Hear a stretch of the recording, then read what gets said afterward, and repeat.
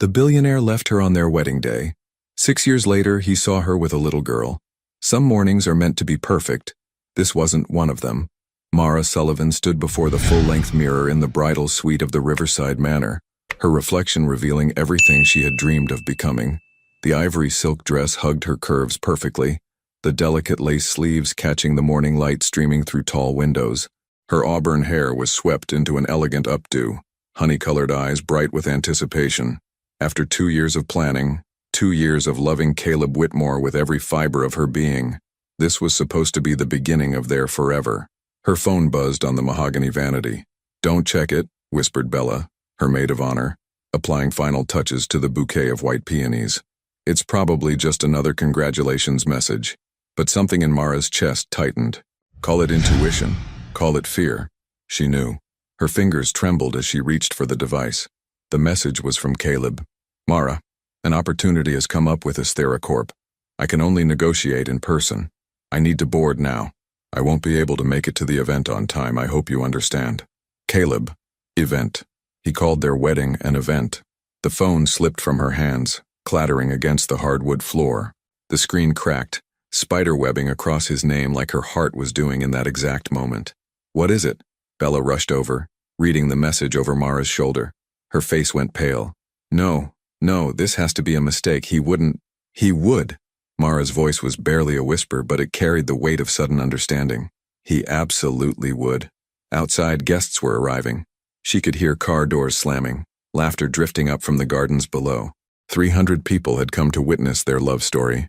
Caleb's business associates, her family who had flown in from across the country, friends who had helped plan every detail of this day, and the groom was boarding a plane to close a deal.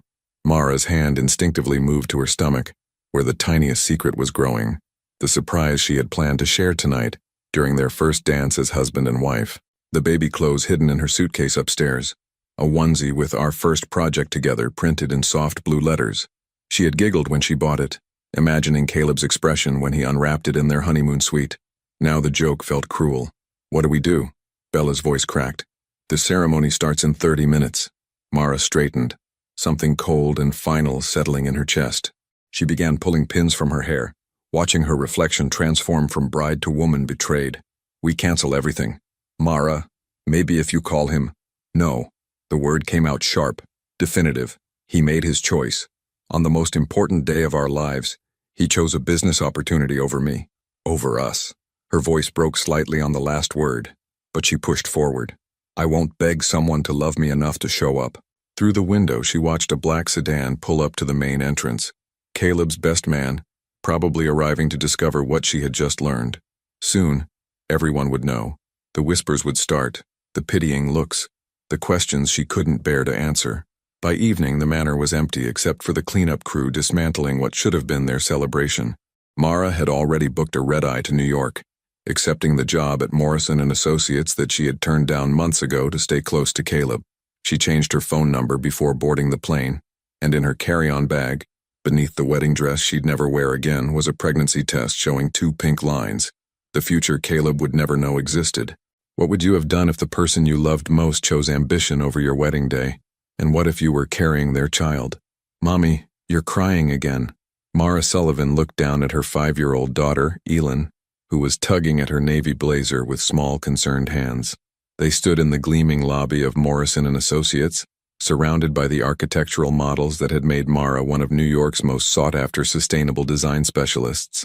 "I'm not crying, sweetheart," Mara said, quickly wiping away what she told herself was just exhaustion. "Mommy's just tired." But Elin knew better. At 5, she had already developed an uncanny ability to read her mother's emotions, a skill born from being the only constant in each other's lives. "Is it because of the man in the picture again?" Mara's breath caught.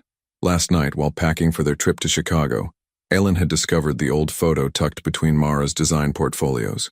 A picture from happier times, Mara and Caleb at a company retreat, his arm around her waist, both of them laughing at something now forgotten. "No, baby girl." Mara knelt down, adjusting Elin's small backpack. "Mommy's just nervous about her big presentation today." It was partially true. Today's conference on sustainable urban development could launch her firm into international recognition. But the real reason for her tears was sitting in her laptop bag, a folder labeled Daddy's Memories that she'd been updating for 6 years. Videos of Aylin's first steps, photos of every birthday, report cards from preschool, even recordings of Aylin singing herself to sleep, her voice sweet and pure. Mara had documented everything, telling herself it was for Aylin's future, but deep down, knowing it was for him, the man who had chosen a boardroom over their wedding day. Flight 447 to Chicago now boarding, announced the gate agent. As they walked toward their seats, Mara noticed Aylin's curious gaze taking in everything around them. This was her daughter's first airplane ride, and despite Mara's financial success, luxuries like family vacations had been sacrificed for stability in Aylin's college fund. "Look, Mommy." Aylin pressed her face against the small airplane window as they settled into their economy seats. The clouds looked like cotton candy. Mara smiled, her first genuine smile in days. This was why she did it all. Worked 18-hour days, turned down social invitations, built walls around her heart. Everything was for this little girl who saw magic in ordinary things. "Excuse me, is anyone sitting here?" The voice came from the aisle, deep and familiar in a way that made Mara's blood freeze. She looked up slowly, knowing even before her eyes confirmed it. Caleb Whitmore stood there, dressed in an impeccably tailored charcoal suit, holding a leather briefcase that probably cost more than most people's monthly salary. His dark hair was peppered with silver now, his jawline sharper, but those steel blue eyes were exactly as she remembered. He was staring at her like he'd seen a ghost. Mara. The single word hung between them like a bridge neither was prepared to cross. Around them, other passengers continued boarding, unaware that time had just folded in on itself. Aylin looked up from her coloring book, studying the tall stranger with the same honey-colored eyes that she shared with her mother. "Mommy, who is that man?" Caleb's gaze shifted to Aylin, and Mara watched something flicker across his face. Confusion, calculation, then a dawning realization that made his complexion pale. "This is—" Mara's voice caught. She cleared her throat, her mind racing through 1,000 possible explanations, none of them adequate. "This is an old friend, sweetheart." "Hello," Aylin said politely, the way Mara had taught her to greet adults. "I'm Aylin Sullivan. I'm 5 years old, and I'm going to Chicago with my mommy for her work." Caleb stared at the child, at his child, though he didn't know it yet, taking in every detail. The auburn hair that caught the light exactly like Mara's, the intelligent eyes, the small hands that gestured expressively as she spoke. 5 years old, he repeated softly, and Mara saw the moment when the math clicked into place in his analytical mind. The flight attendant approached. "Sir, we need to finish boarding. Is this your seat?" Caleb looked at his boarding pass, then at the empty seat directly across the aisle from Mara and Aylin. Of all the flights, all the seats, all the moments in time, this was happening. "Yes," he said, never taking his eyes off the little girl who had no idea she was looking at her father. "This is exactly where I'm supposed to be." As the plane prepared for takeoff, Mara gripped Aylin's hand, feeling the weight of 6 years of secrets pressing down on her chest like the altitude change. And across the narrow aisle, Caleb Whitmore, the man who had missed their wedding for a business deal, was about to discover the cost of that choice was immeasurably higher than he had ever imagined. The seatbelt sign flickered on as the plane hit an unexpected patch of rough air, but the real turbulence was happening in row 14. Caleb couldn't stop staring. Every few seconds, his gaze drifted across the narrow aisle to where Aylin was meticulously coloring a butterfly, her tongue poking out slightly in concentration, the same expression he remembered seeing on Mara's face when she worked on her architectural drawings. "She's beautiful," he said quietly, his voice barely audible over the hum of the engines. Mara's grip tightened on her armrest. "Thank you. She looks like you." A pause. "When she was born, when did she—" "March 15th, Mara answered before he could finish the question. 2:23 in the morning. 7 pounds, 4 ounces. The date hit Caleb like a physical blow. He pulled out his phone, fingers moving quickly across the calculator app. March 15th.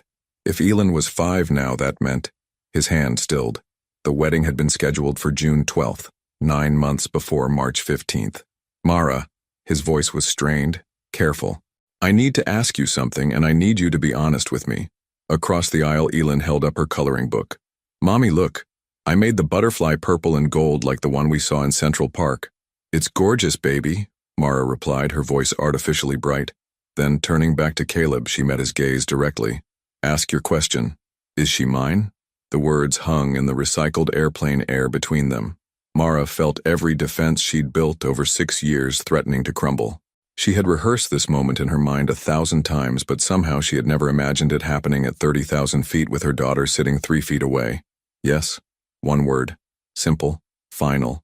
It changed everything. Caleb's face went through a series of emotions. Shock, disbelief, something that might have been grief, and finally, a controlled anger that made his jaw clench. 6 years, he whispered. 6 years, Mara. How could you not tell me? Tell you? Mara's voice rose slightly before she caught herself, glancing at Elin, who was now absorbed in a new coloring page. She lowered her voice to a harsh whisper. Tell you what exactly? That I was pregnant when you abandoned me at the altar? That I found out I was carrying your child the same day you decided a business meeting was more important than our wedding? I would have come back. If I had known. No. The word came out sharp and definitive. You wouldn't have. You made your choice, Caleb. You chose Esthera Corp over me, over us, over everything we had planned together. What makes you think finding out about a baby would have changed that? Caleb ran a hand through his hair, a gesture Mara remembered from their arguments years ago. Because it's different. A child is a responsibility you never wanted. Mara finished. You told me yourself, remember?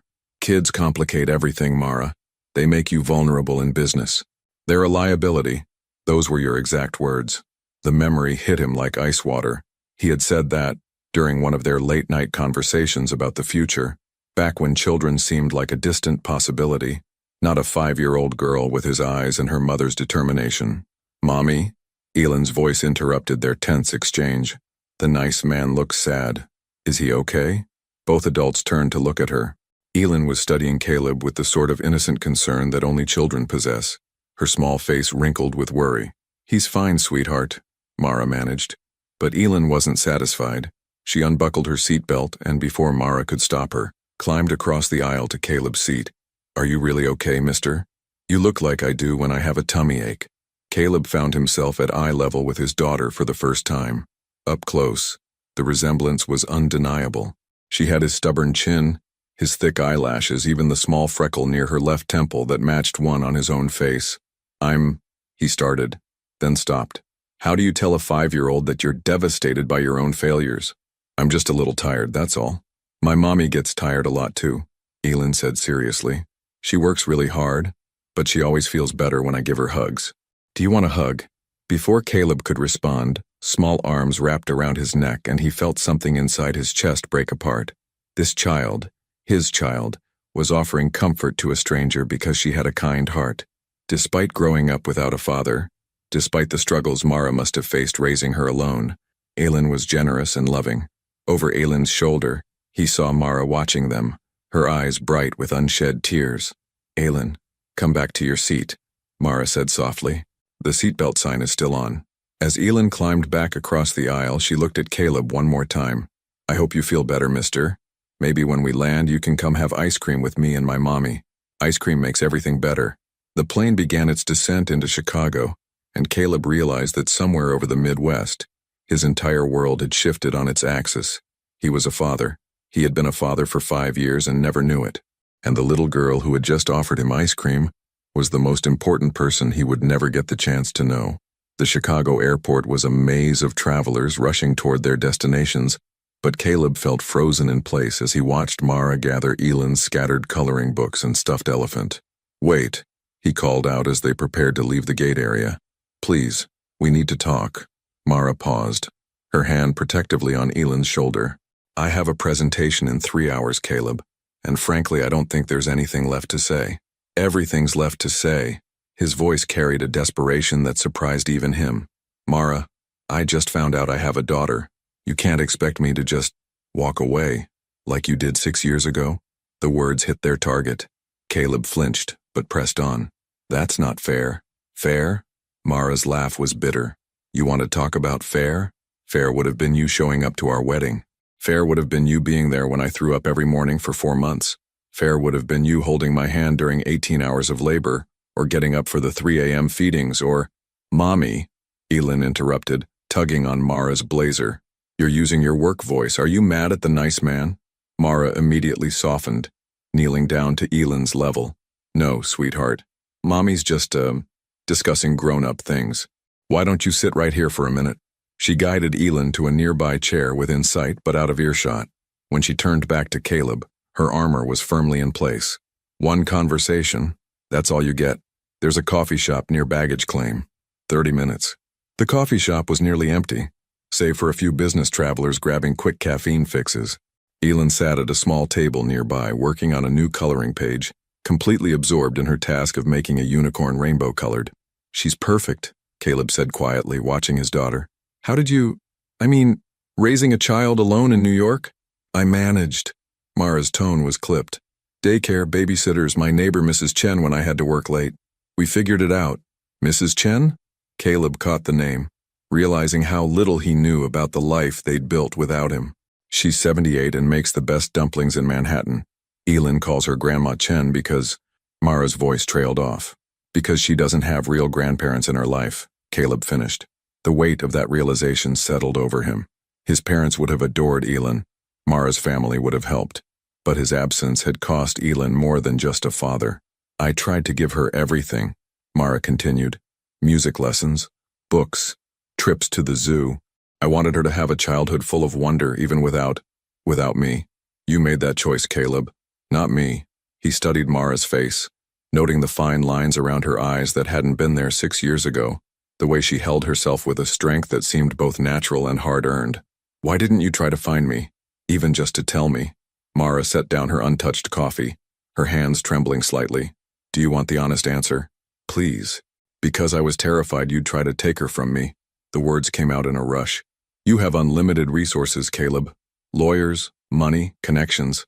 I'm just an architect from Queens who worked 3 jobs to put myself through college. If you had wanted custody, I would never... Wouldn't you? Mara's eyes blazed. The Caleb I knew valued control above everything else. Winning was what mattered. If you'd seen Elin as an asset to be acquired, or worse, as a problem to be solved. The accusation hung between them and Caleb couldn't deny its truth. 6 years ago, he might have seen a child as exactly that, a complication to be managed with his usual ruthless efficiency. I've changed, he said quietly. Have you? Because from where I'm sitting, you look exactly the same. Same expensive suit, same calculating look, same assumption that you can fix everything with the right strategy. Mommy, Elin's voice cut through their tension. She was holding up her coloring page, beaming. I finished the unicorn. Can we get that ice cream now? I promised the nice man it would make him feel better. Mara glanced at her watch. We need to get to the hotel, baby. Mommy has her big presentation, remember? But we promised, Elin said, her lower lip jutting out in a pout that was pure Caleb, something Mara noticed with a pang. Caleb stood up abruptly. I'll drive you. To the hotel, I mean. Then maybe ice cream after your presentation? We don't need a ride, Mara said quickly. I have a car waiting. It's no trouble. Please, Mommy. Elin's eyes were wide with hope. I really want ice cream, and he looks like he needs friends. Mara looked between her daughter and the man who had shattered her world, then rebuilt it in his absence. The man who was now looking at Elin with an expression she'd never seen before, wonder mixed with profound regret. Fine, she said finally. Just the ride to the hotel. As they walked toward the exit, Elin slipped her small hand into Caleb's without hesitation. He looked down at their joined hands, his large and weathered from years of boardroom handshakes, hers tiny and trusting, and felt something fundamental shift inside his chest. For the first time in his life, Caleb Whitmore understood what it meant to hold someone's whole world in your hands. And for the first time since that devastating wedding day, Mara wondered if maybe, just maybe, there was more to this story than endings. The black sedan pulled up to the Palmer House Hilton, and Elin pressed her face against the window with wonder. Mommy, look, it's like a castle. Caleb watched his daughter's excitement with fascination. In his world of luxury hotels and private jets, he'd forgotten how magical ordinary things could seem through a child's eyes. The ornate lobby that he barely noticed made Elin gasp with delight. The ceiling has gold flowers, she whispered loudly, her voice echoing in the grand space. Those are called frescoes, Mara explained gently, her architect's eye automatically noting the intricate details. Artists painted them by hand a very long time ago. Can I be an artist like that when I grow up? You can be anything you want to be, sweetheart. Caleb noticed how naturally Mara encouraged their daughter's dreams, how she never said we'll see or maybe, but always, Yes, if you work hard.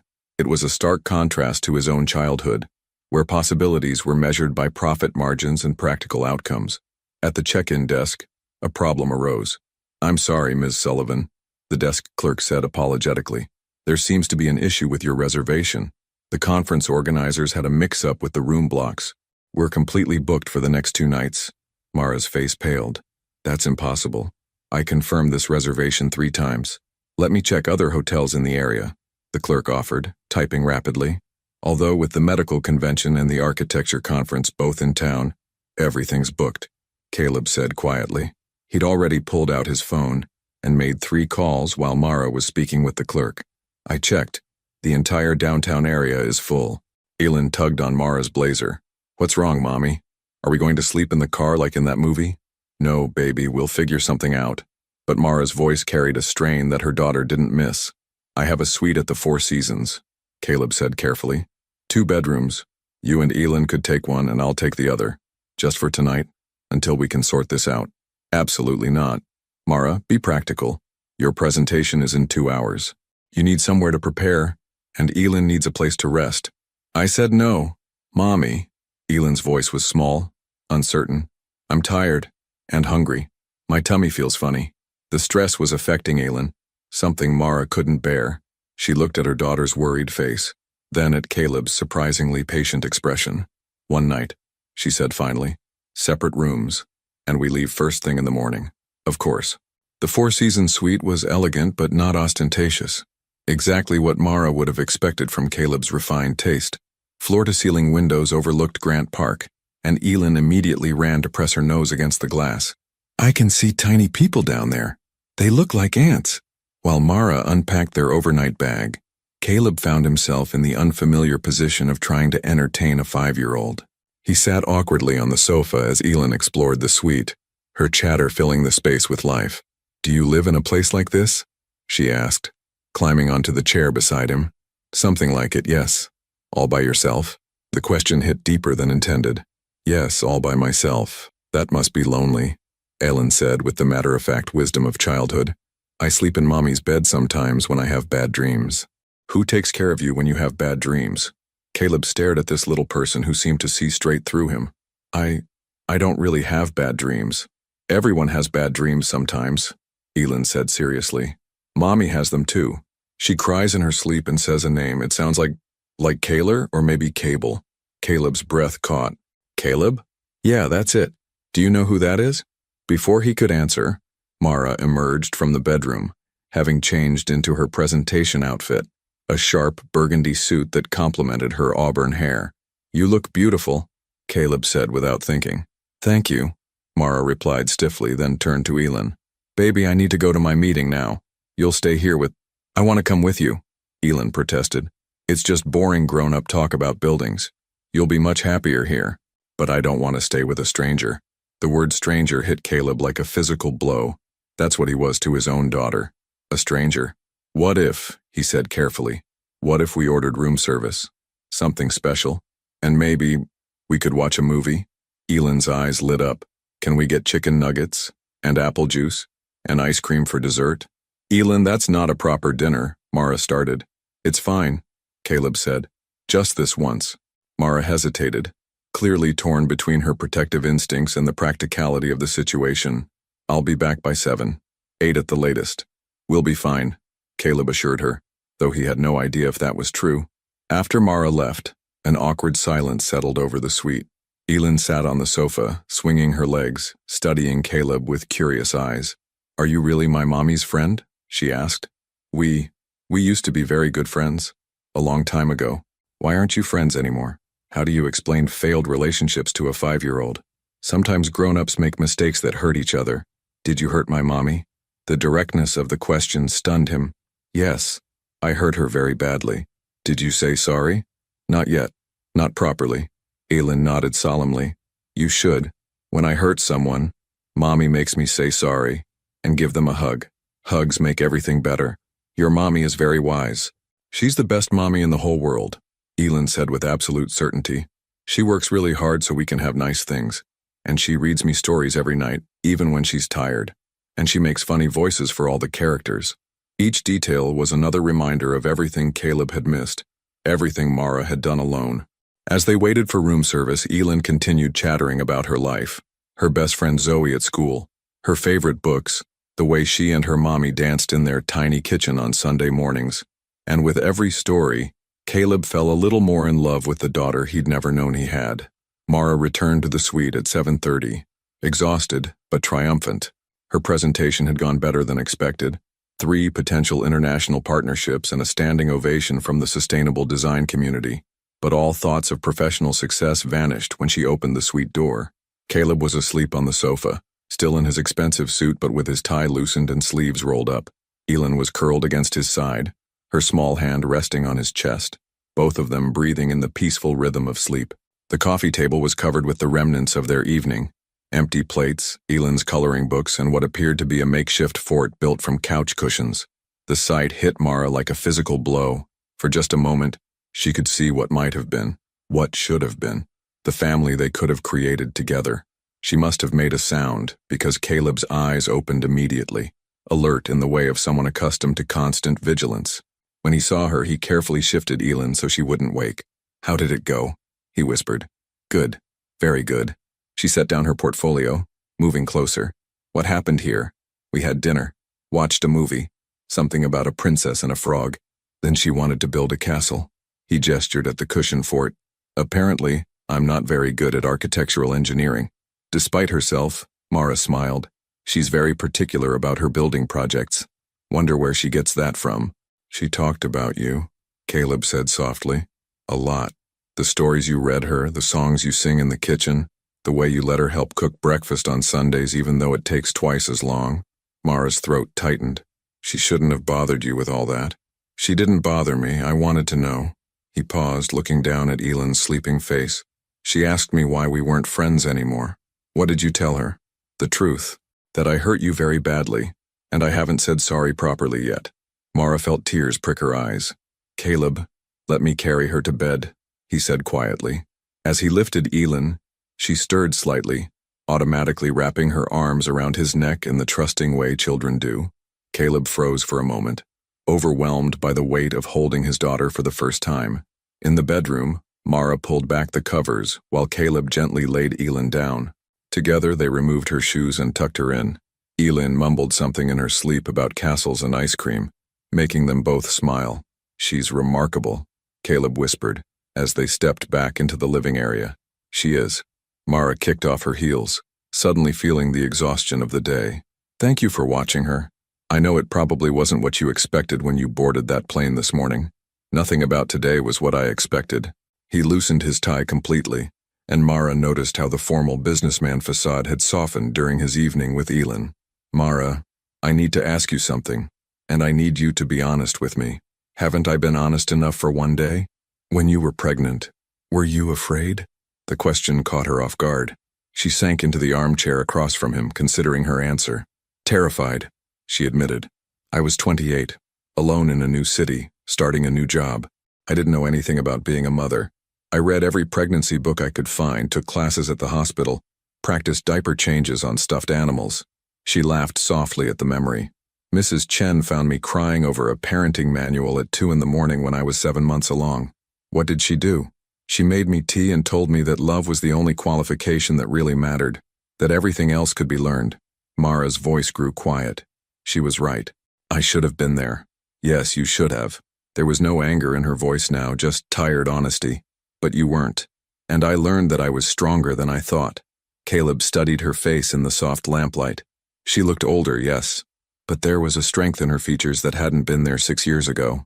Motherhood had refined her, made her more beautiful in ways that had nothing to do with physical appearance. "I've thought about you," he said quietly. "About that day. About what I threw away." "Have you? Or did you just file it away as a business lesson learned?" The accusation stung because it held truth. "Both, I suppose.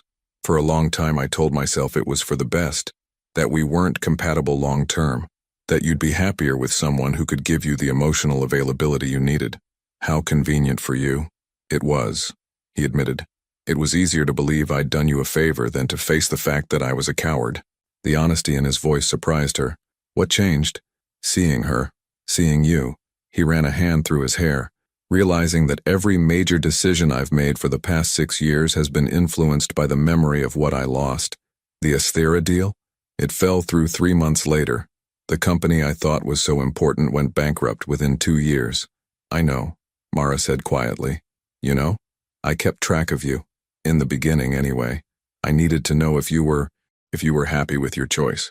Were you hoping I'd be miserable? Maybe a little. A small smile played at her lips. Is that terrible? No, it's human. He leaned forward, elbows on his knees. For what it's worth, I haven't been happy. I've been successful, wealthy, respected, but not happy. And you think seeing Elin again will change that? I think, he said carefully, that knowing I have a daughter changes everything, whether you let me be part of her life or not. The weight of his words settled between them. Outside, Chicago sparkled in the darkness, but inside the suite, the only light came from table lamps and the soft glow of possibility. She asked me once if she had a daddy, Mara said suddenly. She was 4, and we were at the park. She saw all the other families with fathers, and she wanted to know where hers was. What did you tell her? That her daddy lived far away and couldn't visit, but that he loved her very much. Mara's voice broke slightly. I lied to her, Caleb, because I didn't know if you were capable of loving anyone. The words hung in the air like a challenge, and for the first time in years, Caleb wasn't sure he had an answer. The next morning arrived with unexpected complications. Elin woke up with a fever and a scratchy throat, turning their planned early departure into an impossible task. It's just a cold, Mara said, more to herself than to Caleb as she felt Elin's forehead for the 3rd time. She gets them sometimes when she's tired or stressed. Like yesterday was? Caleb asked quietly, and Mara shot him a sharp look. This isn't anyone's fault, but her defensive tone suggested otherwise. Elin lay curled on the sofa, wrapped in the hotel's plush robe, looking smaller and more fragile than her usual energetic self. I want to go home, Mommy, she whimpered. I don't feel good. I know, baby. But we can't get on an airplane when you're sick. The doctor needs to check you first. The hotel physician arrived within an hour, a kind woman named Dr. Martinez who examined Elin with gentle efficiency. It's definitely just a cold, but her fever's a bit high for travel, she confirmed. I'd recommend staying put for at least another day, maybe 2. Keep her hydrated, lots of rest. After the doctor left, an awkward silence settled over the suite. Mara sat beside Elin, stroking her hair, while Caleb stood by the window, unsure of his place in this domestic crisis. I can get you your own room, he offered. Now that she's sick, you probably want privacy too. It's fine, Mara interrupted. We'll manage. Mommy? Elin's voice was weak but determined. Can you show him the pictures? What pictures, sweetheart? The ones in your computer bag. The ones of me when I was little. Mara's face went pale. In her laptop bag was the folder she'd been updating for 6 years. Daddy's memories. She'd brought it on this trip telling herself it was just backup files, but deep down knowing she carried it everywhere like a talisman. Elin, those are just... Please, Mommy. I want him to see when I lost my first tooth, and when I learned to ride my bike, and the video of me singing at the school show. Caleb looked between them, sensing the weight of whatever Mara was hiding. You don't have to... Yes, I do, Mara said suddenly, surprising herself. She retrieved her laptop bag with trembling hands. I've been carrying this around for 6 years. Maybe it's time. She pulled out a metal box, about the size of a shoebox, and set it on the coffee table between them. Caleb stared at it as if it might explode. What is it? Everything, Mara said simply. Everything you missed. With careful hands, she opened the box. The first item was a hospital bracelet, tiny, pink, with baby girl Sullivan printed in faded letters. From the day she was born, Mara explained, her voice barely above a whisper. I kept thinking, someday you might want to know what time she arrived, how much she weighed. Beneath the bracelet were hundreds of photographs, printed and organized chronologically. Caleb picked up the first one with shaking hands. A newborn Elin, red-faced and perfect, wrapped in a hospital blanket. She was born at 2:23 a.m., Mara continued. 7 pounds, 4 ounces. She had your stubborn chin from day one. The next photo showed Elin at maybe 2 weeks old, sleeping in what appeared to be a cramped apartment. Then 1 month, 2 months, Caleb could see himself in her features emerging more clearly with each picture. Her first smile, Mara narrated, pointing to a photo of a 3-month-old Elin grinning toothlessly. She was watching me hang laundry, and she just lit up. I took about 50 pictures trying to capture it again. There were videos too, stored on a tablet that Mara handled like precious cargo. Eileen's first attempts at crawling, her first steps taken in what looked like a tiny kitchen, her first words. "Say mama," came Mara's voice from the tablet speakers, and baby Eileen babbled happily before clearly saying, "Dada." Mara paused the video abruptly. That was her first word. She said it for months, even though she couldn't finish the sentence. Caleb's hands were shaking as he scrolled through year after year of his daughter's life. Birthday parties in small apartments with homemade cakes, Christmas mornings with modest presents but obvious joy, Eileen's first day of school, looking nervous but brave in a second-hand uniform. "I documented everything," Mara said. "Every milestone, every funny thing she said, every time she did something that reminded me of you. I told myself it was for her, for when she got older. But really, I think I was keeping it for you." "Why?" His voice was hoarse with emotion. "Because despite everything, I couldn't believe you wouldn't want to know. Couldn't believe you'd choose to miss all of this forever." Near the bottom of the box was a small wrapped package, the paper faded and corners worn from handling. "What's that?" Caleb asked. "Your wedding present," Mara said quietly. "The one I never got to give you." With trembling fingers he unwrapped it. Inside was a tiny onesie with "Our first project together," printed in soft blue letters, exactly as Mara had imagined that devastating morning 6 years ago. "I was going to surprise you on our honeymoon," she whispered. "I had this whole plan. Dinner on the beach, then I'd give you this little box. I thought you'd cry. I thought you'd be happy." Caleb held the tiny garment, imagining the conversation that never happened, the joy that was never shared. Around them, the box of memories seemed to glow with the weight of lost time. "She's watching us," Eileen said sleepily from the sofa. Despite her fever, she'd been quietly observing their emotional excavation of her life. "What, baby?" Mara wiped her eyes, trying to compose herself. "The nice man is crying, like you do sometimes when you look at those pictures." Caleb touched his face, surprised to find it wet with tears he hadn't realized he was shedding. "I'm sorry," he said to both of them. "I'm so sorry for all of it." "I know," Mara said simply, "but sorry doesn't give us back 6 years." "No," he agreed, "but maybe it gives us a place to start." From the sofa, Ellen's small voice added the wisdom that only children possess. "Mommy always says it's never too late to do the right thing." And for the first time since that plane landed in Chicago, all three of them wondered if that might actually be true. By afternoon, Ellen's fever had broken, but she was still too weak to travel. She dozed fitfully on the sofa while Mara worked quietly on her laptop, responding to emails from potential clients excited about her presentation. Caleb had stepped out to handle some business calls, giving mother and daughter space to rest. When he returned, he carried several shopping bags and wore an expression of nervous uncertainty. "I hope this is okay," he said, setting down the bags carefully. "I thought, since we're stuck here another day, maybe Eileen would like some things to help her feel better." "Caleb, you didn't need to." "I wanted to." From the first bag, he pulled out a soft teddy bear wearing a tiny doctor's coat, complete with a stethoscope. From the second, children's books, classics like Where the Wild Things Are and The Giving Tree. The third bag contained art supplies, colored pencils, a sketch pad, and watercolor paints. "You bought out half the toy store," Mara observed, but her tone wasn't critical. "I didn't know what she'd like. I realized I don't know her favorite color, or if she prefers bears or dolls, or—" He trailed off, looking lost. "I don't know anything about being a father." Eileen stirred on the sofa, her eyes focusing on the new arrivals. "What's all that?" "The nice man brought you some presents," Mara said gently, "to help you feel better."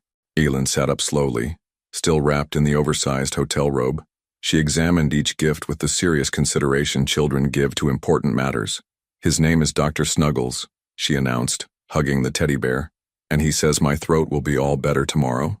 "Dr. Snuggles is very wise," Caleb agreed solemnly. "Do you want to color with me?" Eileen asked, patting the sofa beside her.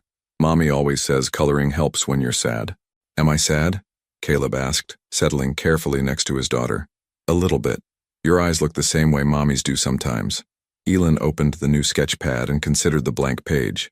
"What should we draw?" "I'm not very good at drawing." "That's okay. Art isn't about being good, it's about feeling things." She handed him a blue-colored pencil. "Mommy taught me that."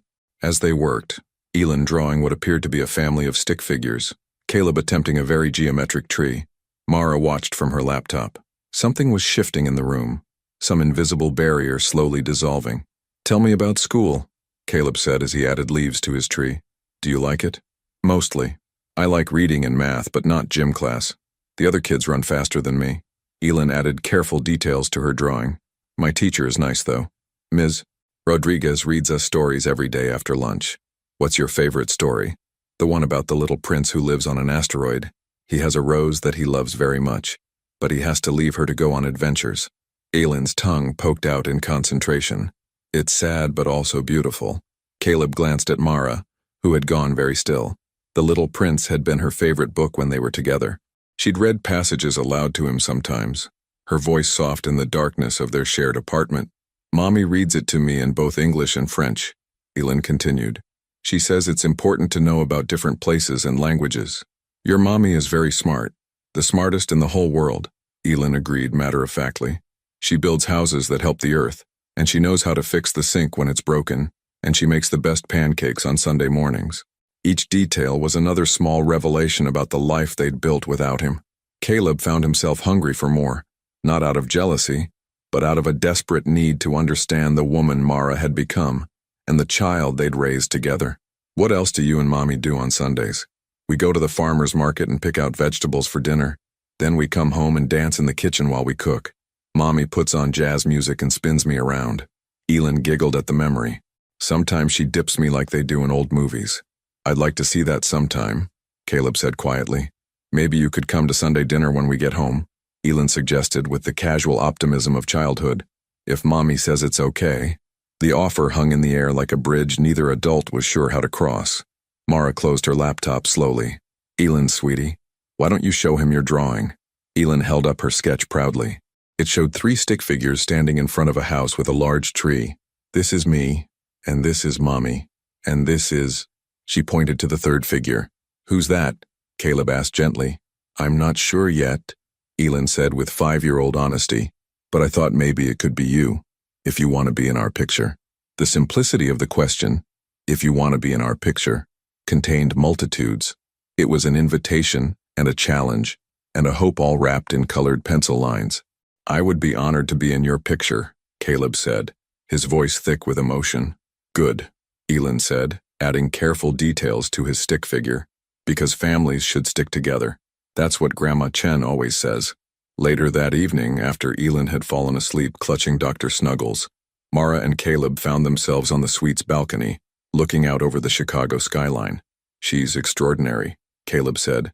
"How did you raise someone so wise and kind and generous?" "I had good help," Mara replied. "Mrs. Chen, the teachers at her school, even some of the other parents. It takes a village, you know. A village I was never part of." "No," Mara agreed, "but maybe villages can grow." It was the first time she'd suggested any kind of future that included him, and Caleb felt something tight in his chest begin to loosen. "I know I have no right to ask this," he said carefully, "but would you let me try? To be part of her life, I mean. To learn how to be the father she deserves." "I don't know," Mara said honestly. "I've protected her from disappointment for 5 years. I can't let someone hurt her the way you hurt me. I understand. But Mara, I can't undo the past 6 years. I can only try to make the next 6 years different." Inside the suite, Ailyn stirred in her sleep, murmuring something about pictures and families and Sunday pancakes. And on the balcony, 2 people who had once loved each other began to wonder if love, like art, was really about feeling things, even when you weren't sure you were any good at it. The third morning brought sunshine and a fully recovered Elin, who bounced on the hotel bed with renewed energy. "Can we go see the Big Bean today?" she asked, referring to Chicago's famous Cloudgate sculpture. "And the aquarium? And maybe ride on a boat?" "Slow down, sweetheart," Mara laughed, but she was relieved to see her daughter back to her normal, enthusiastic self. "Our flight leaves this afternoon, remember? But I don't want to leave yet," Elin protested. "I like it here, and I like spending time with..." She looked at Caleb uncertainly. "What should I call you?" The question hit all 3 of them with unexpected force.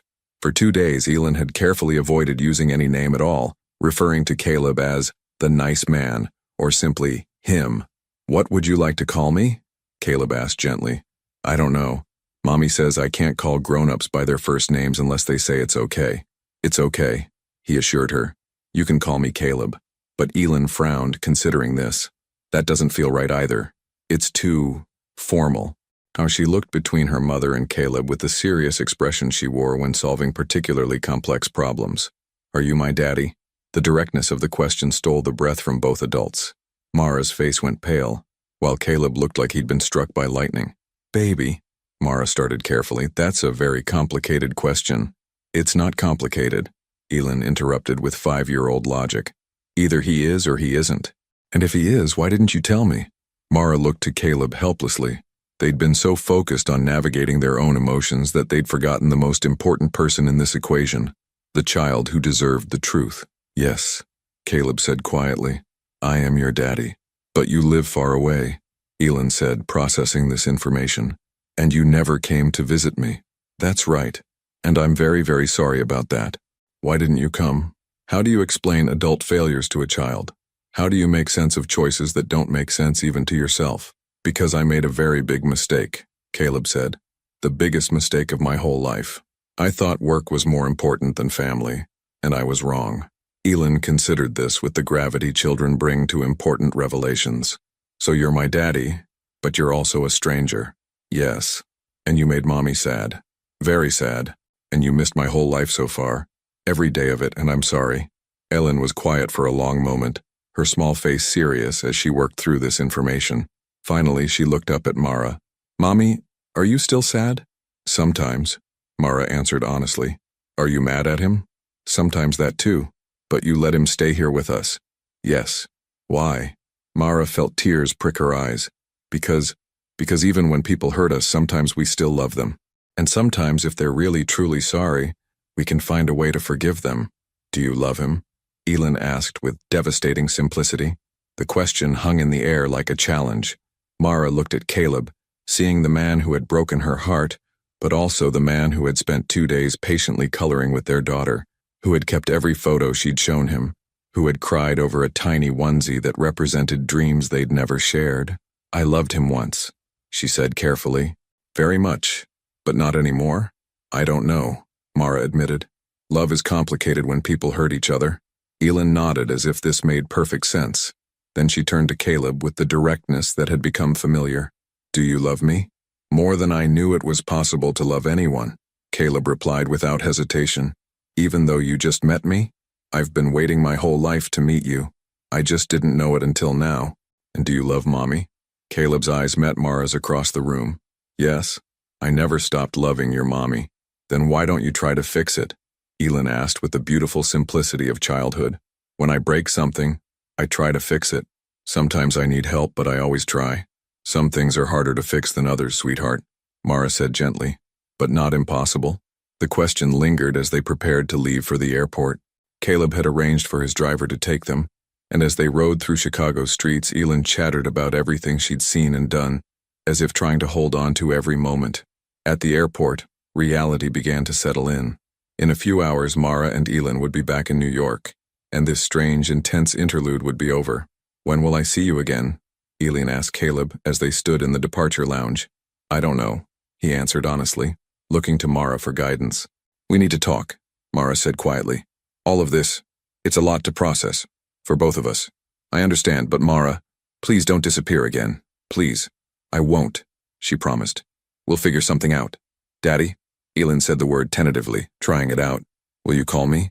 Mommy has a phone and I know my numbers. Every day if your mommy says it's okay. It's okay, Mara said softly. As their boarding was announced, Elin suddenly threw her arms around Caleb's neck, holding tight. I'm glad I found you, she whispered, even if it took 5 whole years. Me too, baby girl. Me too.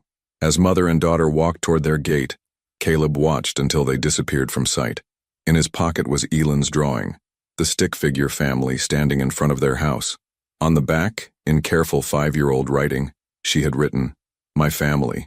Love, Elin. For the first time in 6 years, Caleb Whitmore understood what he was fighting for. And for the first time in his life, he understood that some things were worth more than any business deal he could ever make. The question now was whether he was brave enough to fight for them, and whether they would let him try. 3 weeks later, Mara's phone rang at 6:47 p.m. on a Tuesday evening. She was helping Elin with her homework at their small kitchen table when Caleb's name appeared on the screen, the first time he'd called since they'd returned from Chicago. "Mommy, it's Daddy," Elin exclaimed, abandoning her math worksheets.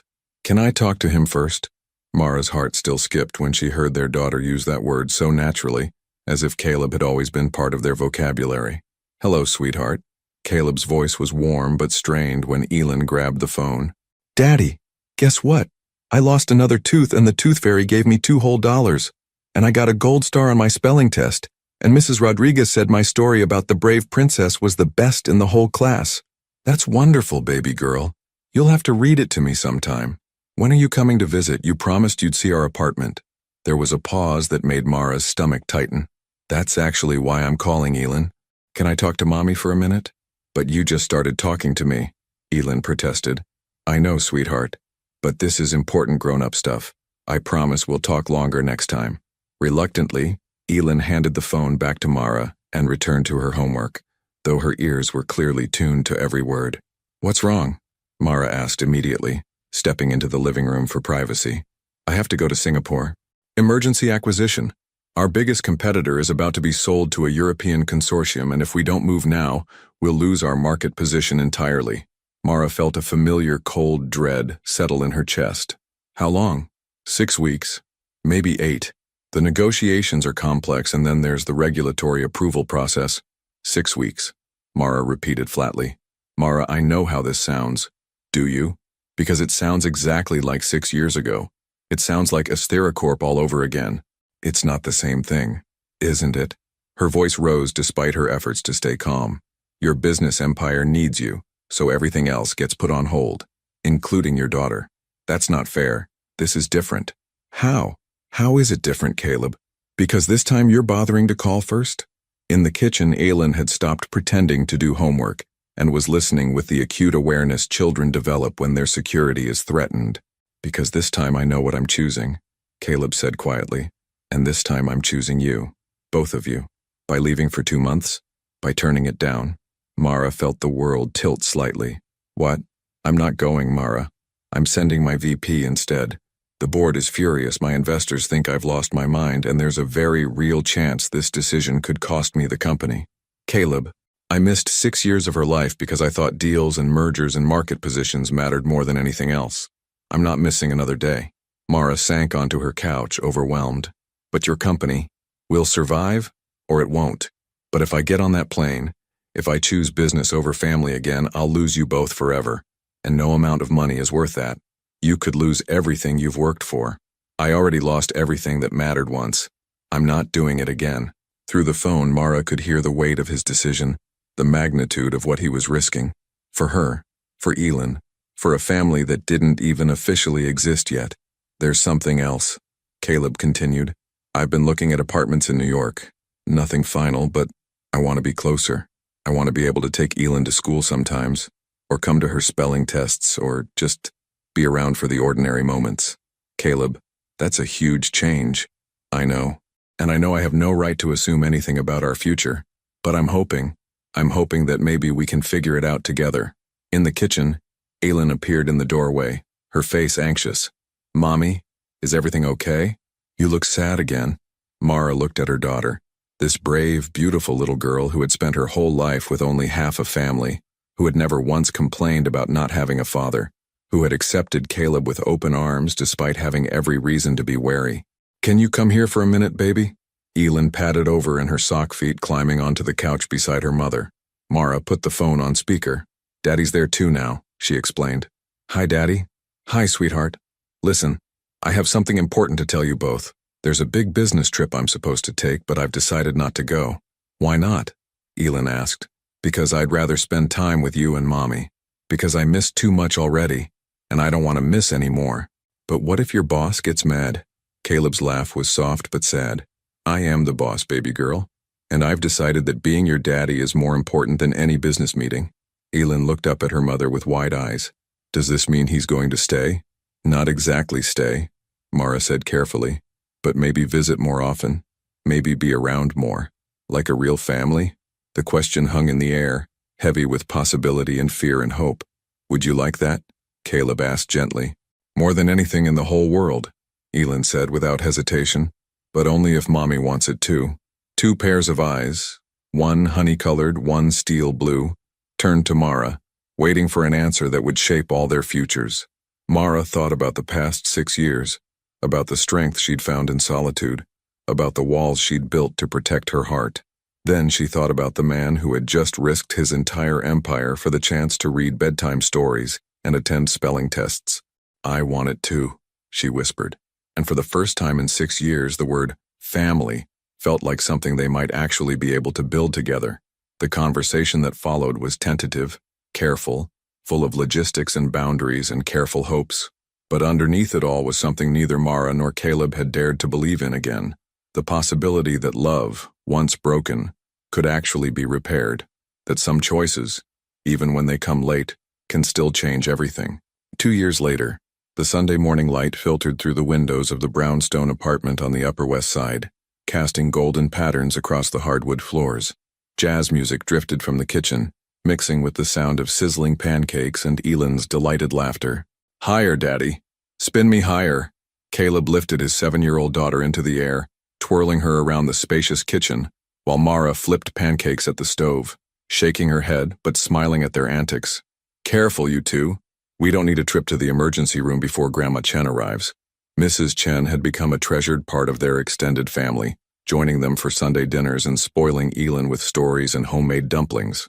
She'd been the first person to embrace Caleb when he'd moved to New York, telling him simply, "Love is what matters.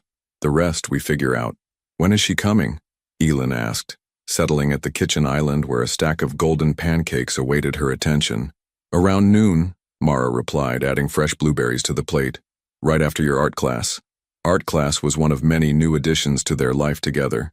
Caleb had enrolled them both, him to learn something he'd never had time for, Elon to explore the talent that seemed to grow stronger each week. Their refrigerator was covered with her latest creations, including a family portrait that now showed 4 figures: Mommy, Daddy, Elon, and Mrs. Chen. "Can we go to the park after?" Elon asked, syrup dripping from her fork. "If it's not too cold," Mara said, leaning against the counter with her coffee. She wore one of Caleb's old college sweatshirts over yoga pants, her hair pulled back in a messy bun.